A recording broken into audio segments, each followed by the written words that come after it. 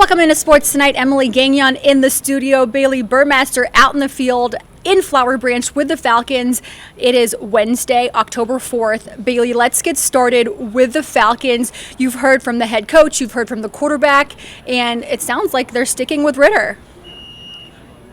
They are sticking with Ritter, and that was what was said after the game on Sunday as well. And it's been an interesting day for availability. You know, Arthur Smith talked a lot about players breaking through, whether that is about Kyle Pitts or Ritter. There's a lot in between there, but they're sticking with Ritter at the moment, and it seems that they haven't really lost a lot of confidence in him, and they're going to keep rolling with him. And then, you know, it was funny because we got to talk to Ritter, and he was asked at any point, was he afraid that he was going to get benched on Sunday?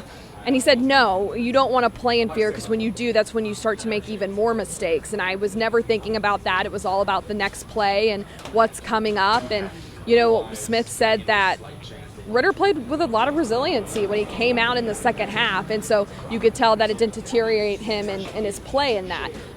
It was interesting, too, because the Mac Hollins interaction that kind of went viral on social media, where the offense doesn't do their job, comes out, that he goes to, you know, do a little knuckle punch with Mac Hollins, and he stands up and kind of gets in his face. It was very, very brief, but it was fiery. Mac Hollins, after that interaction on Sunday, basically said, at first was like, that wasn't geared towards Ritter. That wasn't geared towards Ritter. That was just the offense overall. But then people kept pressing him, saying, well, I don't know, you stood up, you kind of not lunged, but looked at him sternly. And he just said, you know, I'm an emotional guy. And that's what Ritter doubled down on today as well. He said, you know, Mac is a guy that plays with a lot of emotions. He had an emotional moment, and that's okay. It wasn't geared towards me, but towards the offensive production.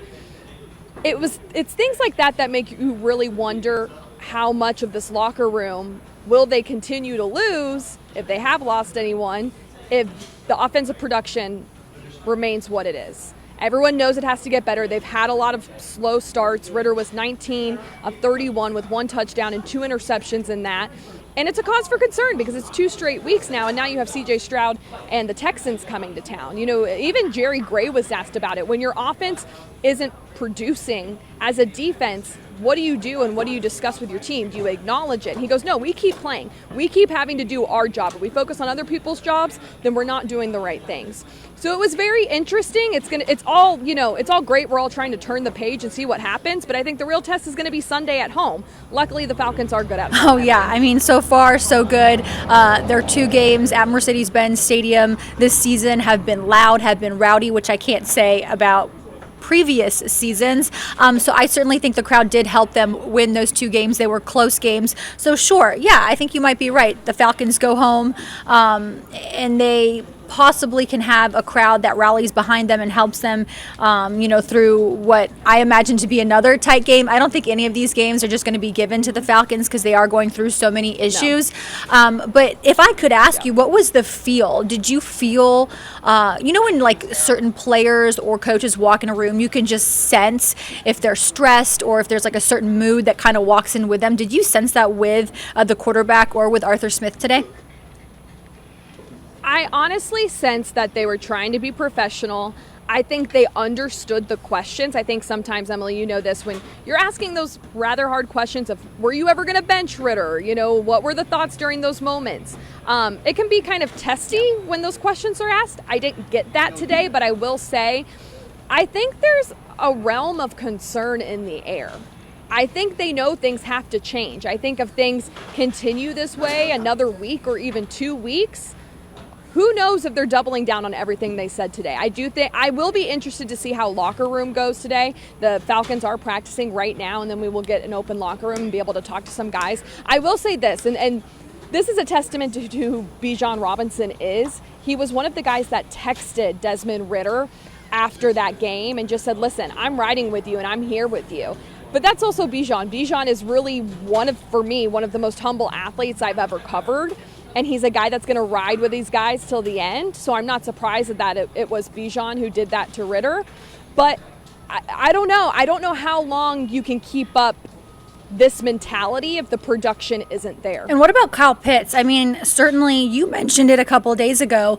He's virtually, I don't know, eliminated from the offense at times. Yeah, like not Correct. a non-factor. Correct. He's a non-factor. I didn't really know how I wanted to phrase that, but it's like he's not on the team. Again, the highest drafted tight end in NFL history at 4 overall in Arthur Smith and Terry Fontenot's first draft together as GM and as head coach. And I know fans, that's one of their complaints. It has been one of their complaints for over a year now.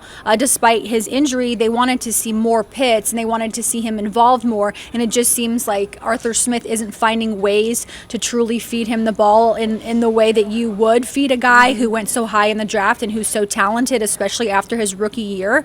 And it's interesting, right? Because we're talking about Bijan Robinson, who's basically the opposite. They're getting him the ball, and he's probably the brightest spot on the offense right now, which we should probably be saying that about Kyle Pitts as well. Yeah, and I think what's interesting with Kyle, and I don't have the numbers right in front of me, but I would be very interested to see, his targets compared to Bijan's carries and targets, and also compared to Drake London.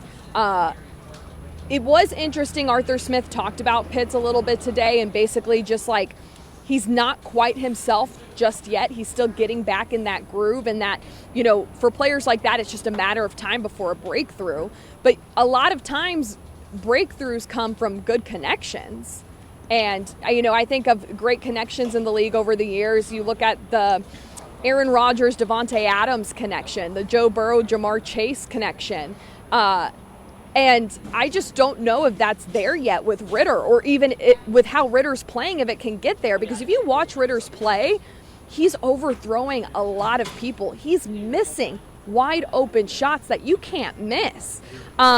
So I don't know if that breakthrough comes for Kyle Pitts. And, I think there was a lot of speculation a few weeks back about would the Falcons trade Kyle Pitts? And whoever the anonymous source was basically came out and said no chance. But fans miss him in that offensive scheme. I think the team misses him in that offensive scheme. You got to find ways to get these guys the ball, and Arthur Emily. Smith is going to continue to get these questions as long as Pitts isn't getting the ball or making big plays. On Monday, I thought it was interesting. Somebody asked him, he said, quote, "Look at him. Obviously, he's out there. There are no perfect timetables, but there are certain things. You see him, and he's doing really well right now, and there are certain things that he can't do well. It's been a journey back. He's going to get there," end quote. So in other words, is he 100% yet from that injury that he suffered last season? He came back pretty fast. It hasn't even been a year yet. So perhaps, you would like to think that maybe he's not being used as much, even though he is on the field, because possibly he still isn't 100%.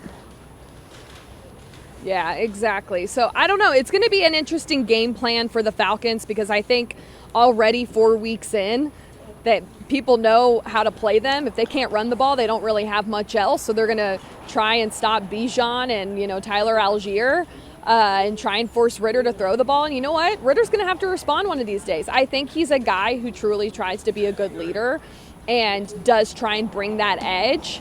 But at the end of the day, this is a league that's driven by quarterbacks. You either have it or you don't. I think there's a lot of tiers within that, whether it's the Aaron Rodgers of the world, the Patrick Mahomes, but you do have the Dak Prescotts and Kirk Cousins who can get the job done. And I think it remains to be seen what the real ceiling is for Desmond All right, let's Ridder. move on to the Braves, but we agree on this, Bailey. We might see Heineke before, I don't know, would you say week 6? Is that what you said? By okay. You said six. by week 6. All right, so we're going to see that pretty soon, all right? Moving on to the Braves, who continue to have open postseason workouts at Truist Park, which is the coolest thing ever. I went on Yeah, I want to hear about that. Yeah, I went on How was Tuesday, it? and I got there about 5:30, so an hour after the doors had opened, and there was a line outside of the ballpark for fans waiting to get in.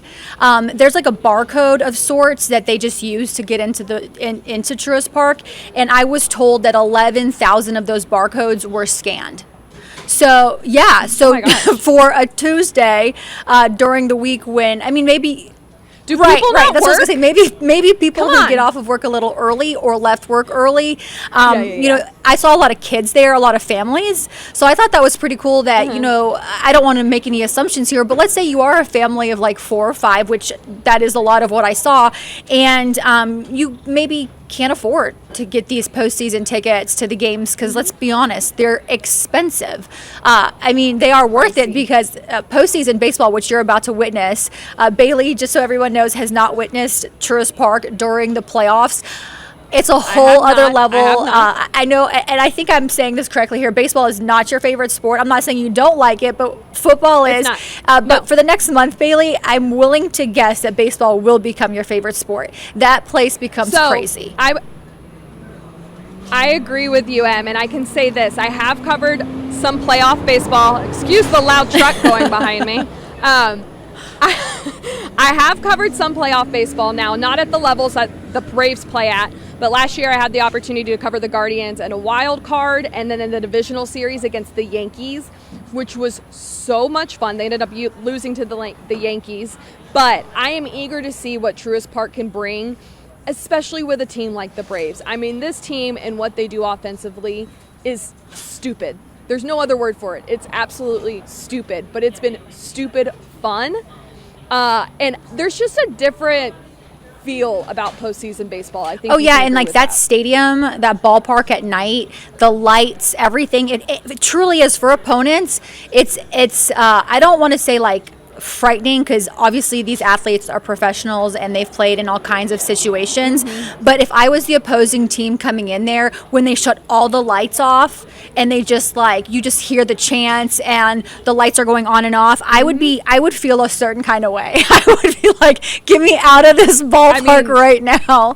So especially when the lineup's hitting like they're hitting, it's got to be a thing of nightmares. Yeah, when they change pitchers, I mean, it is like a moment that you want to definitely see, but if you're the opposing team, you want no part of it because fans just go crazy. And, you know, last night the Phillies, they beat the Marlins in Game 1 of the NL wildcard game. The winner goes on to play the Braves Saturday. But speaking of like a crazy atmosphere, okay. Citizen Bank Park last night, the Phillies ballpark, those fans are ruthless. I mean, I watched the game and they were crazy last night. So I even said it on TV. I was like, hey, this could be the atmosphere waiting for the Braves. It's a very tough place to play also during the playoffs. So this is the best time of the year. October baseball officially here, but those open practices, you would hope would help the team stay motivated, unlike last season when they were sitting on their couches and just kind of practicing.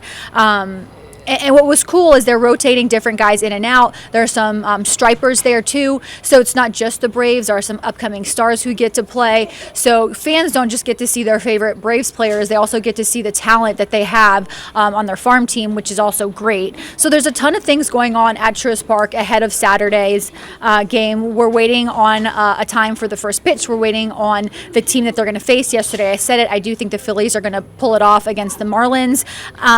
Yeah, they play tonight at, I think, like 8:10. So if the Phillies win, then you got your answer. And I do want to talk about Phillies fans for a second. I have a few friends from Philly, and their favorite thing to say is, I'm from Philly, and you don't understand what that means. Yeah. And that means they pack a punch. And, like, I mean that in a sense of they are rowdy and they are ruthless. And I think that atmosphere is going to be equally as challenging as what you can find. Yeah, so like it's Park. interesting, right? Last year, the Phillies were a significantly better team than the Braves in the playoffs. Like when they faced off in that series, that's why they won. I mean, they got hot at the right time, and at this time of the year, if you get hot, you are dangerous. And that's exactly what happened with the Phillies. But it kind of concerns me because I feel like that's what they're doing right now too. You know, like the Braves have been hot all season, but the Phillies are getting like real spicy here at the end.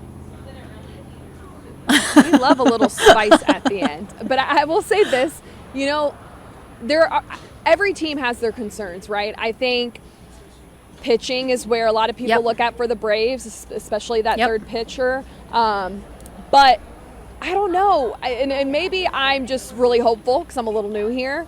But I don't know if anyone matches up with the way the Braves hit. And that they continue to hit like that. But I think I've said it before. I think I said it with Scott when we were doing a Sports Tonight that if anyone's going to be the Braves' kryptonite, and I agree with that Wholeheartedly. Yeah, I mean, you don't want this going to Game 5, even though that Game 5 would be at Truist Park, right? So, yeah, Yep. you know, again, the atmosphere plays a part in it. But, like, if the Phillies are playing the way they did at this time last year against the Braves, I'm frightened because, again, as good as the Braves have been, as consistent as they've been, all the records they've broken, everything they've been able to do this season could get ruined. And they hate each other. The Braves and the Phillies hate each other. So it is going to be a great series if that is who ends up playing the Braves. And, again, I don't know, you know, if the Marlins, you know, win the next two, I would be surprised. But anything could happen. Anything could happen at this time of the year. No. I totally agree with you. Anything can happen. I don't think the Marlins have any of the power that the Phillies really do, so I'd be a little shocked if it wasn't the Phillies. Emily, I do want to ask you, because I don't think we've actually discussed this. What is your World Series That's tough. prediction? And, you know, I don't know who's going to beat the Braves, but I don't know if they're going to. I don't know why in my heart I have them losing in the NLCS.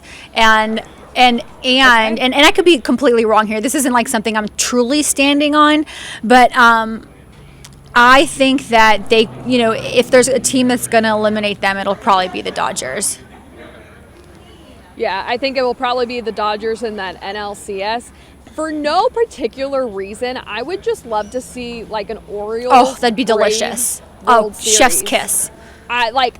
I would love to watch that, especially with how the Orioles have Absolutely. been playing and how the Braves have been playing. I just think it would be a great matchup. It'd be really fun for both fan bases. So that's who I'm like kind of cheering for to make it to the World Series. But the reality is I have no dog in this fight, but I am very interested. Not to to see how it goes mention, down. like, we would love to go to Camden Yards. I heard that ballpark is outrageous. I've never been, but it looks beautiful. It's insane. Have you been to Baltimore? No. This Canadian has not stepped foot in there. We gotta get you a crab cake. We gotta get you a crab cake. Of Do you course, like seafood? but I stay far away from cold places, Bailey. Okay. But you know, if the Braves make it to the World Series, you and I are going to be fist pumping our whole way to to Baltimore together. We're going to be eating seafood and enjoying We'll have to- baseball. We'll be eating crab cakes Oh on my sports gosh. tonight. That is going to be a topic. We're going to do Oh, food that's tasting great. I'm in Baltimore. I'm in. if All that right, let's happens. speak it into existence. I'm into that all the way.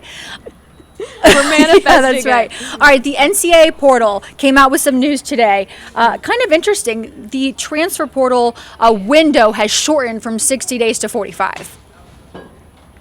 Yeah, it's like, I don't know. If going back to when just whether it was name, image, or likeness, the transfer portal. You have to remember, I played college soccer in a time where the transfer portal did Yep, not you have to exist. sit out, right? It was a time.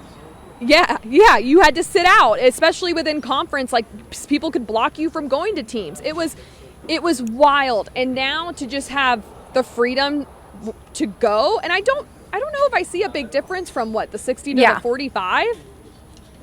But I mean, I guess the NCAA just wants to feel like they have power, like they feel like they have power over everything, and everyone thinks they're rather pointless at this point, especially with name, image, and likeness being a big thing. So I don't know. I guess it's going to force athletes to not be able to sit there and make a decision quicker to keep people out of the portal longer. But it's just very interesting to see how college athletics has totally evolved in like the And last it's true. year. When you bring up NCAA, it's like they used to be the big bad wolves, but they have completely gone silent with NIL. There are no rules. You talk to coaches, and you're talking to coaches off the record because no coach wants to talk to you on the record about these things. Yep. But it's the wild, wild west out there. Players, and they deserve the Well, money. it's I'm like- not arguing that, but there's no end in sight. You can pay these college athletes hundreds of thousands of dollars before they even step on a field. Yeah, and no one knows what to do. It's like, okay, well, we have to come up with this type of situation to try and recruit these guys. You see, it's a dog eat dog world, and it really is the wild, wild west. And I don't even know if what I would like the answer to, and maybe I have to go talk to a couple college athletes about this. But the hard thing about this is they don't have the perspective. Is do you feel like now you're even more of a commodity and it's more of a job than it is opposed to just being college athletics?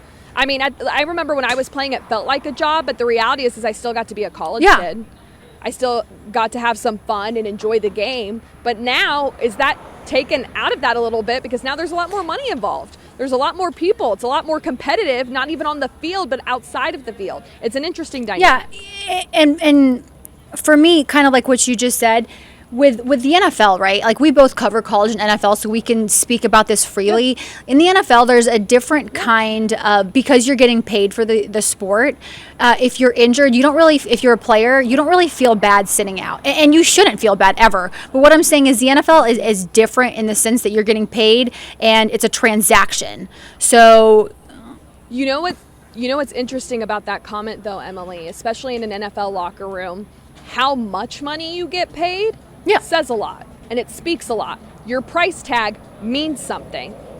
That wasn't always the case in college. It was more so, okay, they're on 100% scholarship or 50% or 70%, but that was just how it went. Now, I don't know, I go back to thinking about like a guy like CJ Stroud at Ohio State. He's making millions while other people aren't, and it's going, okay, well, where is his playing field? How does that impact him and his ego and his team and the locker room and ultimately their play? So it's interesting because, yes, there is still a big difference, but I wonder how much that gap has closed. Yeah, and to be clear, we're going to move on to our next subject here in a second. We don't have much time left, but Bailey, every athlete, whether you ride the bench or you're the best player on the team, gets paid in some capacity at this point. And that's the first thing players ask when they go to any university. And when you look at the college landscape right now, and you look at a Texas, and Texas should always be good in my opinion, but they fell off for a while and now they're back. I think they're number 3 in the country right now. Why do you feel like they're back there? Because they got good players. And how did they get those good players? You got to start thinking about the money trail. And it's not illegally. I'm just saying they know how to strike deals with people who, want to support those athletes. So it's just one of those things. Yeah. Moving on. I mean, go back and look at that article from ESPN about Archie Manning and recruiting him and the money they threw at him. Cats and dogs, let's just do it really quickly. I told everyone on Monday, and I told everyone yesterday, and I'm going to tell everybody again today, that this is probably something we're going to talk about every single day this week, just because it is such a big matchup, and you don't talk about Kentucky, Georgia being a big matchup every season, but both of these guys, perfect on this season, entering this 7 p.m. game at Sanford Stadium. Billy, I'm going to give you a really wild question. It's one I wouldn't be able to answer, so I don't expect you to be able to answer it, but it is a funny one. How many times have the Cats faced a number 1 ranked team in the history of their program? I mean, that's like a wild question. You wouldn't even be able to answer that, but just put a number out there for me. I don't know. It's not that much. 3. Well, okay, 3 is a good number, and I'm going to tell you why. So they face a number 1 ranked team 19 times in the history of their program, and they've been able to win 3 of those 19 games. Two times that number 1 team was Georgia in 2021, 2022. Now in 2023, they will play their 20th game against Georgia for a 3rd year in a row, Dogs being number 1 team in the country. So for Kentucky, this is a big, big deal. Beyond just like us talking about their run game, talking about how Georgia's going to have to stop the run, talking about how Carson Beck's going to have to get it together, they're going to have to get off to a faster start, all the things. For Kentucky, playing the number 1 team in the country and possibly being able to squeeze out a win because they are on the weaker side right now, and I'm talking about the Dogs being on the weaker side, it's a big, big deal for them. No, I'll say this. I think this game is bigger than the Auburn game. From a matchup standpoint, I think Auburn being on the road made that game a lot harder. But I think Kentucky has something to prove, and they are going to be fired up. And I am not totally sold by Georgia's run defense. So can they stop them after they put up, over 300 yards of rushing or something insane? And Davis had, 4 touchdowns, I think it was? Yeah, I mean, 280 yards by one guy alone in one game. Like, get out of here. It's wild. It's wild. It's wild. It is. All right, what's on your mind? And I want you to tell me in 20 seconds. Okay, 2030 World Cup for the men's is going to be held in 3 different continents, which I think is bogus for fans who really want to see teams because it makes it a lot hard for travel. So I'm not a big fan of it. Okay, and I do want your opinion about my thoughts. Steve Sarkisian has done a really good job at Texas, and I know you probably... And I don't know. I've never asked you this. I don't know if you love Texas. If I were you, I wouldn't love it because of your, because of where you went to school. You know the answer to that. But they are number 3 in the country right now, and 5-0 heading into the annual Red River rivalry against number 12 Oklahoma. I don't know if you've ever been able to go to this game, but I have been to one of these games, and it is bonkers, and it's at the Texas State Fair at the Cotton Bowl. It is a fun time. It's always a great matchup. I believe Texas has won last year, and it's been a heated rivalry back and forth. If I had to go with who wins this one, I'm going Texas. Yeah, see, I love that. I was going to ask you, but like this is good for college football. Yeah. I'm not here to say Texas is back quite yet. I want to see how they handle the SEC next year. But they're definitely a program that's trending in the right direction and is on the come up after being, not where they were supposed to be for the last. But I think a lot of SEC fans, and I guess this was the point I was trying to make, and I didn't even say it right off the bat, is that you guys will be able to watch two teams face each other that will be in your conference that you will own next year. So this is not only good for Texas, Oklahoma college ball, but this is also good for the SEC since we're in the South. That's important. Bailey, I mean, there's nothing. I mean, I think you've realized by now bigger than SEC football in our area. Yeah, no, for sure. I totally agree with you. I think it would be really fun for SEC teams or fans to watch this game and see what's coming. OU and Texas are being pretty strong right now in the Big 12, and it's going to give you a little look at maybe what's coming your way. All right, let's throw now to some sound that you got earlier today, and Arthur Smith, Falcons head coach, just explain what's going on with his team as they get ready for the Texans. Lose two in a row and things happen like that, like we talked about Monday. The easy thing is to jerk the wheel, and we don't have a culture of victimhood and blaming. You got to objectively look at what the issues are. You got to take accountability. Hey, this is not what we want. But you got to, first thing is identify what are the issues, what's causing things to start slow, not to where we want, and then say objectively, okay, what is doing well, what's going well. So there's a lot to take away from it. They're two completely different situations that have caused us issues. The results are the same, so you can look at it that way, but you can actually look at something that we needed to fix in Detroit.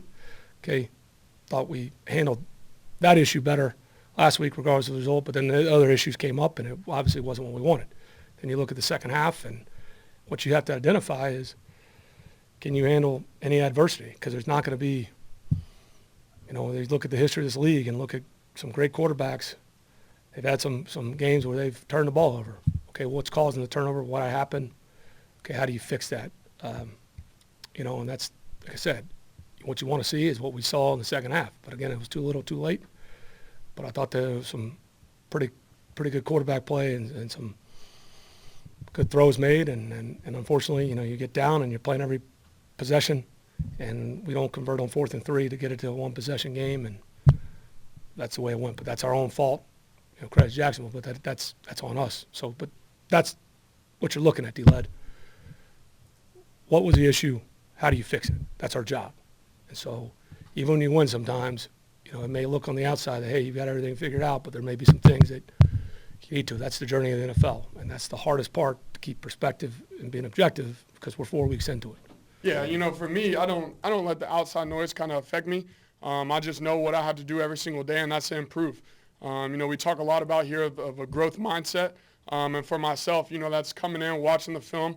I had plenty of, like I said, I had 8 hours to watch it on the plane, watched it twice over there. So it's just about going and just coming in here and getting better every single day. Not only myself, but, every other guy on this team getting better so we can improve as a team. Was there a point Sunday where you wondered whether maybe you were going to get pulled? No, that's playing in fear. That's not something that I want to do or, would advise anyone to do, is to play in fear or to play like someone's looking over your back. For me, it's just about going out there and playing every play as a new play, and going out there and trying to, play the play obviously as best you can, try to get the best result out of each play, and not play with that fear, because you start to play with that fear, you start to second-guess things. Arthur Smith, Desmond Ritter just explained to you guys a little bit about what's going on, around the team as Week 5 is upon us. Bailey Burmaster from Flowery Branch, duking it out today with us before she gets to talk to players. Bailey, what's one thing you want to hear from the locker room, and then we're getting out of here? I would like to hear from some of the offensive key pieces, maybe even Drake London, about is there frustration? How are you feeling? Do you still feel confident in Ritter, and what's changing this week to make sure it doesn't happen again against the Texans? And we want some honest answers, gentlemen. Yeah, none of that cliche coach speak. All right, Bailey, have fun out there. Thank you guys for watching. Have a good night.